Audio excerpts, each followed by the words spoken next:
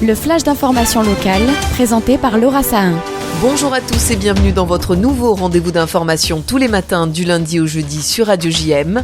Nous sommes le mardi 3 octobre et voici les titres de cette édition. Plus de 260 000 visiteurs, c'est le joli bilan de la 98e édition de la Foire de Marseille qui s'est terminée hier.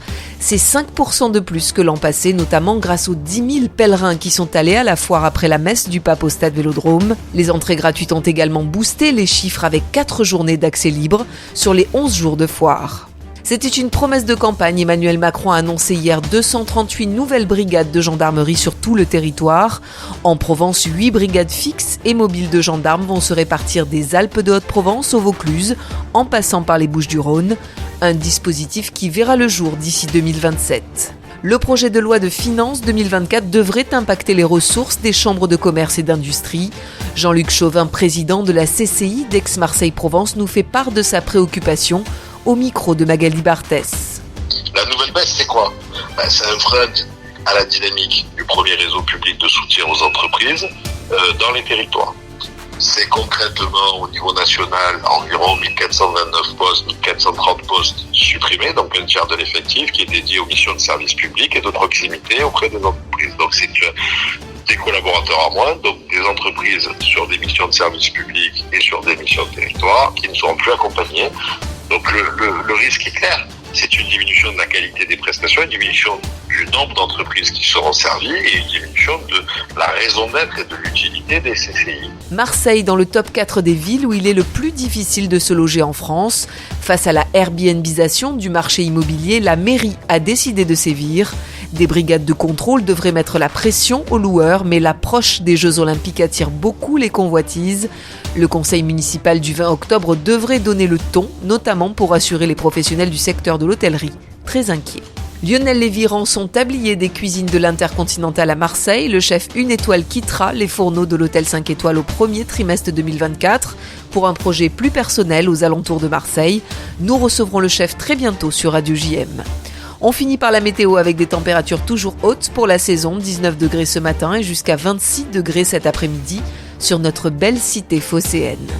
Je vous retrouve tout à l'heure en compagnie d'Emmanuel Fell, le metteur en scène des balades théâtrales Marcel Pagnol, organisées au départ du château de la Busine par la compagnie dans la cour des Grands. Ces balades se sont vues décerner le prix du choix du voyageur par TripAdvisor. Vous comprendrez pourquoi ces balades théâtrales ont toujours autant de succès avec des grands classiques de Pagnol, tels que le château de ma mère. C'est tout à l'heure à 13h sur le 90.5. Enfin, n'oubliez pas tout de suite après ce journal le magazine d'information L'Instant Mag. Alors que nous nous approchons tout doucement des Jeux Olympiques, nous avons souhaité nous intéresser aux à côté de la compétition.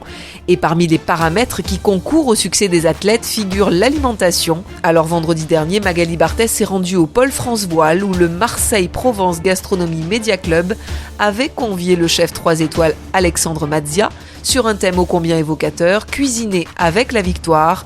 Magali Barthès va nous faire saliver. A tout de suite sur Radio JM. Vous venez d'écouter le flash d'information locale, présenté par Laura Sahin. L'Instant Mag de Magali Barthès. Vous suivez les performances de vos athlètes favoris et vous vous demandez sans doute quel est le secret de leur réussite.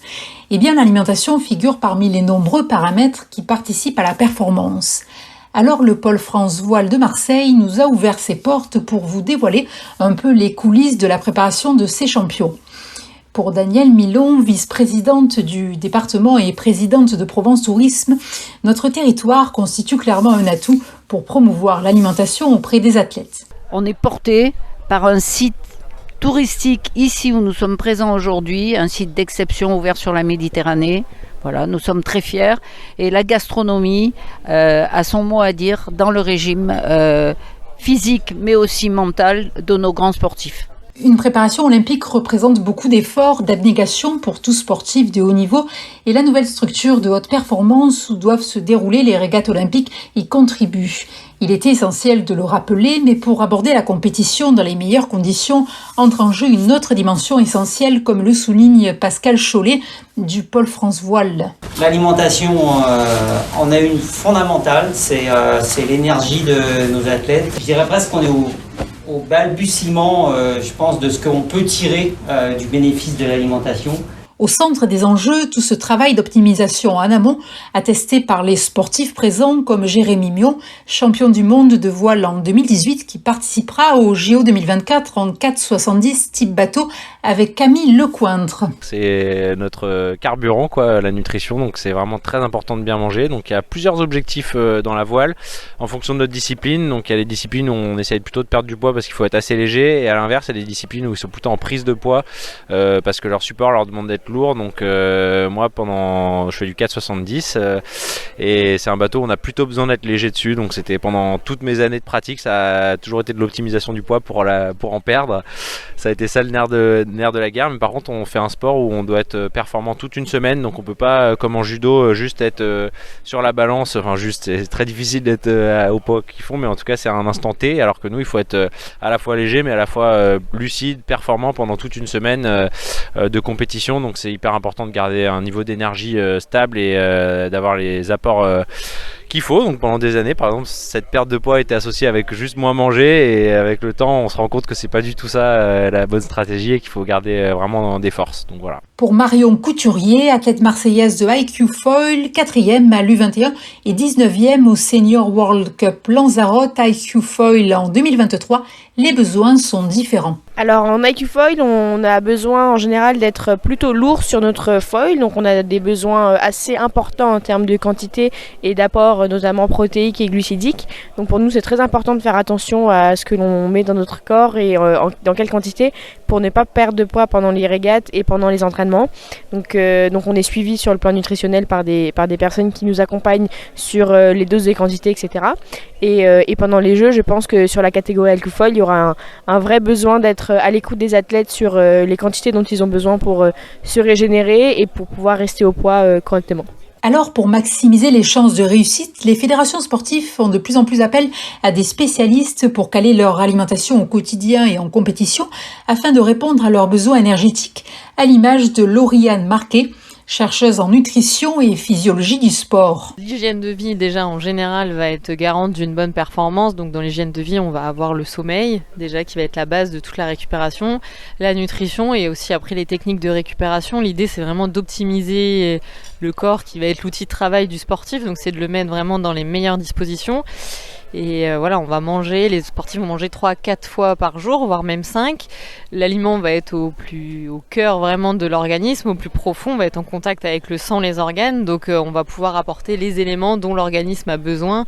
Et on doit apporter les éléments dont l'organisme a besoin pour fonctionner, pour qu'il ait le carburant nécessaire pour s'entraîner, les éléments nécessaires à sa reconstruction, à sa réhydratation. Je pense qu'effectivement, une performance ne peut pas aller sans une bonne nutrition, oui. Vous accompagnez des sportifs de disciplines très différentes et selon les sports d'endurance ou sports explosifs, les besoins sont différents et avec donc des régimes propres à chaque discipline. Effectivement, ouais, j'ai la chance de travailler avec des sports différents, donc les problématiques sont variées. Et on doit répondre aux besoins du sportif. Donc vraiment, il y a de l'individualisation dans le travail derrière. Et la première clé d'individualisation, c'est savoir dans quel sport il est, qui va du coup définir des besoins effectivement qui sont différents. On va pas prendre en charge une perte de poids d'un judoka comme on va prendre en charge une perte de poids d'un cycliste par exemple. Ne serait-ce que la compétition sur un cycliste, on va avoir par exemple le Tour de France qui va durer 3 semaines. Un judoka, ça va être une journée une compétition d'une journée. La voile, ça va être une semaine. Donc effectivement, les problématiques vont être différentes en fonction des besoins qui sont liés à l'activité. Bien, d'autres paramètres entrent en jeu, l'âge, le sexe. Comment parvenir au mieux à satisfaire au mieux les souhaits des sportifs ? Effectivement, donc dans cette individualisation, on va chercher du coup à avoir toutes les informations possibles lors d'un bilan alimentaire, souvent le premier entretien qu'on a avec l'athlète, où on va connaître du coup son programme d'entraînement déjà, est-ce qu'il a un entraînement par jour, 2, quel est le contenu de ses entraînements qui va pas induire la même chose, son âge, son objectif, parce que c'est un objectif de perte de poids, de prise de poids stabilisé mais d'améliorer la récupération, de ses habitudes alimentaires, de ses croyances aussi, on a des régimes alimentaires qui sont différents. Si on est musulman, chrétien, on va manger différemment. Donc on va essayer vraiment de prendre le fonctionnement de l'athlète en tant qu'individu et lui donner du coup un programme alimentaire adapté à ce qu'il est. Et donc tout cela avec l'intelligence artificielle. Alors, pour l'instant, non. Et effectivement, dans mon métier, on en a un petit peu peur de cette intelligence artificielle qui, justement, pour ma part, mettrait de côté l'humain, qui est quand même quelque chose d'essentiel dans nos métiers. On a, au-delà de l'individualisation et du rapport humain, on a quand même un rôle un peu aussi de confidence.